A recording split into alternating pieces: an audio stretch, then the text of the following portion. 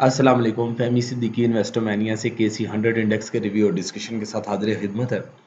आज हमने इंडेक्स में एक बुलिश सेंटिमेंट को डेंट पड़ते हुए देखा और अल्हम्दुलिल्लाह हम ये आज से नहीं बता रहे, हम लास्ट 2-3 वीक से बार बार यही बात करते चले आ रहे हैं कि इंडेक्स में 43,900 43,960 ऐसा लेवल है जिसके ऊपर सस्टेनेबिलिटी बुल्स के लिए बहुत बहुत ज़्यादा मुश्किल होगी। और अगर आप चाहें तो हमारे यूट्यूब के चैनल के ऊपर वो सारी रिकॉर्डिंग्स मौजूद हैं जिसमें हमने ये बताया कि 43,900 जो है वो सस्टेनेबल नहीं है और इन एरियाज में न सिर्फ प्रॉफिट टेकिंग करनी चाहिए बल्कि सेल ऑन स्ट्रेंथ की अपॉर्चुनिटीज़ भी ट्रिगर होते हुए नज़र आ सकती हैं। और फिर हमने ये भी ज़रूर कहा कि रिकमेंडेड और सिलेक्टिव स्टॉक्स में काम करें, चाहे वो बाय ऑन डिप्स के लिए सजेस्ट किए जा रहे हो, चाहे वो सेल ऑन स्ट्रेंथ के लिए सजेस्ट किए जा रहे हो, और उनको देखते हुए काम करें। इंडेक्स के लिए ये कम्प्लीटली एक इंडिकेशन दी थी कि 1700 से 2200 पॉइंट्स का एक net fall, corrective fall index में ड्यू है जो कि 43,900 या 960 से आएगा। और जब 43,900 के अराउंड इंडेक्स ट्रेड कर रहा था तब हमने रिमाइंड भी करवाया कि इन एरियाज में प्रॉफिट टेकिंग और सेलिंग होनी चाहिए, और फिर मुख्तलिफ चार्ट्स के ज़रिए भी आप लोगों को चीज़ें गाइड करने की कोशिश की। हाँ, ये ज़रूर है कि हमने कोई बहुत कॉम्प्लिकेटिव किस्म के चार्ट्स आप लोगों को सजेस्ट नहीं किए, हमने सिर्फ 2 चार्ट्स आप लोगों को सजेस्ट किए, और वो ना सिर्फ अपने प्रीमियम मेंबर्स को सजेस्ट किए बल्कि आप लोगों को भी सजेस्ट किए। तमाम ओवरऑल हर इन्वेस्टर को जो हमें यूट्यूब पे फॉलो कर रहा है, चाहे वो ट्विटर पे फॉलो कर रहा है, चाहे वो हमें फेसबुक पे फॉलो कर रहा है, वो उन सारों को सजेस्ट किए और उसमें ये गाइड करने की कोशिश की कि अब अपने आप को ग्रीड से बचाना बहुत ज़रूरी है। ये ना सोचें कि आईएमएफ की न्यूज़ के ऊपर मार्केट 48,000 और 50,000 और 56,000 हो जाएगी। इस तरह की बातें हमने कई दफ़ा पहले भी सुनी है और हमने बारहा आपको ये बताया कि इस तरह के मूव को कैपिटलाइज करना या न्यूज़ के ऊपर काम करना कोई लाला जी का घर नहीं है। This is very tough. अगर न्यूज़ और इवेंट्स के ऊपर ही मार्केट ने काम करना होता तो फिर तो सबसे ज़्यादा अमीर वो शख्स होता ना जो न्यूज़ बना रहा होता, बट अनफॉर्चुनेटली ऐसा नहीं है।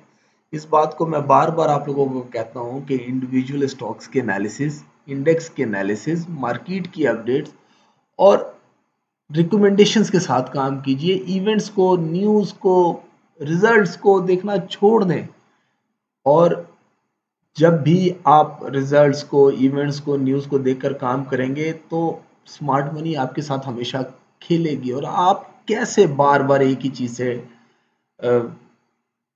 जख्मी हो सकते हैं। देखिए, मुझे अफसोस होता है इस बात को कहते हुए, मुझे अफसोस होता है बार बार आपको इस तरह की चीज़ें बताते हुए कि कभी भी ऐसा नहीं हो सकता कि इंडेक्स या मार्केट या एनालिसिस, अच्छे एनालिसिस को कोई भी इवेंट बीट कर सके।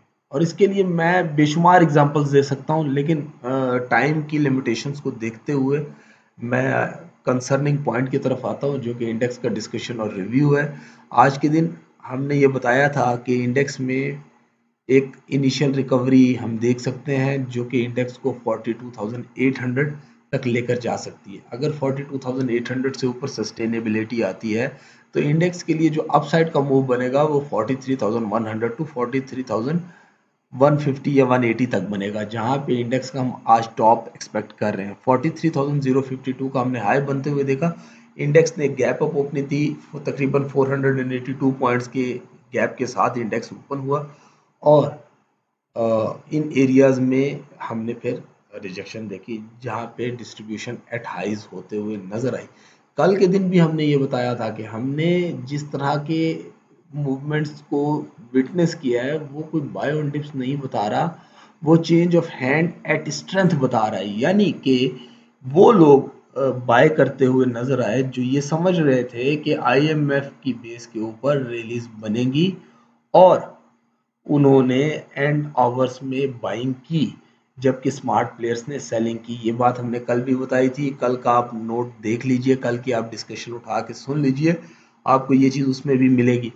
और इसमें हम अल्लाह ताला का जितना शुक्र अदा करें कम है कि हमने आप लोगों को जिस तरह गाइड करने की कोशिश की वो शायद ही और किसी ने आप लोगों को इस तरह इन लेवल्स के ऊपर इस इंटेंसिटी के साथ गाइड करने की कोशिश की हो। आज हमने 140.21 मिलियन के वॉल्यूम ट्रेड होते हुए देखे, जो कि कल के मुकाबले में 21% ज़्यादा थे। बट वंस अगेन ये वॉल्यूम जिस तरह निकले हैं उनकी डिटेल स्टडी यही बता रही है कि बाय ऑन डिप्स नहीं हुआ, सेल ऑन स्ट्रेंथ हुआ है और profit taking, aggressive profit taking strength के ऊपर ट्रिगर होते हुए नजर आई है।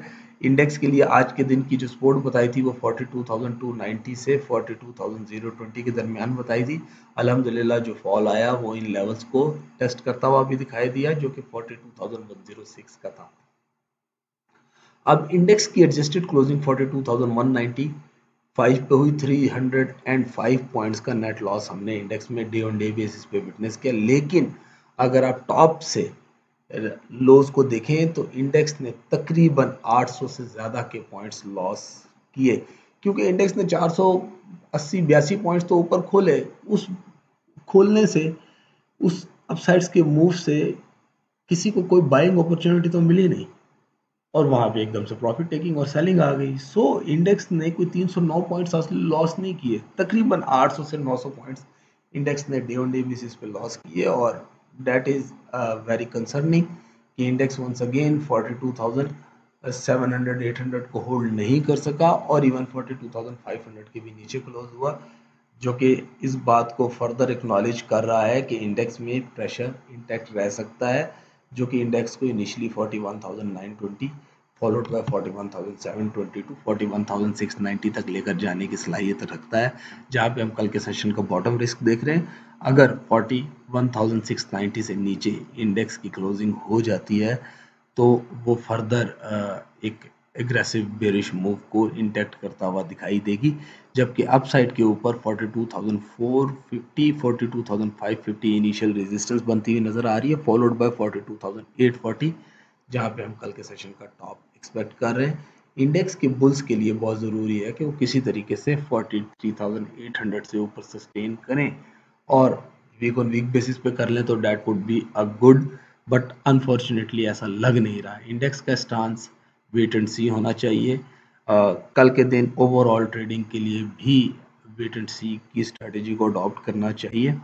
रिकमेंडेड स्टॉक्स में भी इवन अगर वेट एंड सी कर लेंगे तो कोई बुरी बात नहीं होगी। कुछ स्टॉक्स में सेफ एग्जिट्स और प्रॉफिट टेकिंग सजेस्ट की है, उनमें उस ही तरह आपको काम करने की ज़रूरत है। वंस अगेन मैं ये चार्ट बार बार डिस्कस कर रहा हूँ, इसको एक दफ़ा आपको रिकॉल करवा दूँ।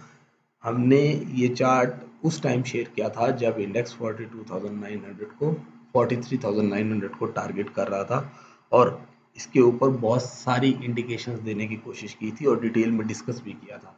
और उसके बाद हमने एक और चार्ट शेयर किया था जो कि बहुत पॉपुलर हुआ और मुख्तलिफ ब्रोकर्स ने, बड़े बड़े गुरूज ने इवन अपने किट का हिस्सा बनाया, अपने फोरम का हिस्सा बनाया अल्हम्दुलिल्लाह, जिसके बारे में बताया था कि इंडेक्स में इन एरियाज में प्रॉफिट टेकिंग ट्रिगर हो सकती है और डाउन साइड के लेवल काफ़ी ज़्यादा एक्सपोज है।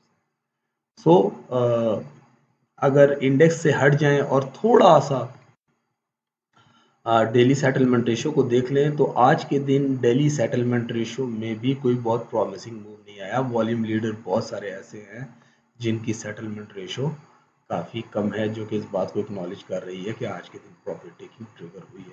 इसी तरह अगर 50 वॉल्यूम लीडर के सपोर्ट एंड रेजिस्टेंस को देखें तो बहुत सारे ऐसे स्टॉक्स हैं जो कि अपने पिवट से नीचे क्लोज हुए हैं, जो कि इस बात की इंडिकेशन है कि इनिशियली इन मार्केट में बियर्स डोमिनेट कर सकते हैं। इसी तरह वॉच आउट स्टॉक्स जो कि हमारे 40 स्टॉक्स के करीब हैं, उनमें भी इसी तरह का मूव बनता हुआ नजर आया। मोस्टली स्टॉक्स या तो अपने पिवट पॉइंट के करीब क्लोज हुए हैं या पिवट से नीचे क्लोज हुए हैं। अगर मैं ये कहूँ कि ये 100% ही पिवट पॉइंट से नीचे क्लोज हुए तो कोई गलत ना होगा, जो कि इस बात की इंडिकेशन है कि इंडेक्स में इनिशियल मूव बेरिश डोमिनेशन के साथ दिखाई दे सकता है। अपनी दुआओं में ज़रूर याद रखिएगा, अपनी फीडबैक से ज़रूर आगाह कीजिएगा। हाँ, अगर आप लोग चाहते हैं कि हमारे से इंडिविजुअल स्टॉक्स के एनालिसिस लें तो आप हमें व्हाट्सएप के ज़रिए कांटेक्ट कर सकते हैं। हमारा व्हाट्सएप नंबर 03335778 है। हमारे यूट्यूब के ऊपर, हमारे फेसबुक के ऊपर, हमारे ट्विटर के ऊपर, हमारी हर रिपोर्ट के ऊपर ये नंबर होते हैं। उम्मीद है कि आप लोगों के लिए हमारी रिसर्च बेनिफिशियल होगी। अपनी दुआ में याद रखिएगा। अस्सलाम वालेकुम वरहमतुल्लाह।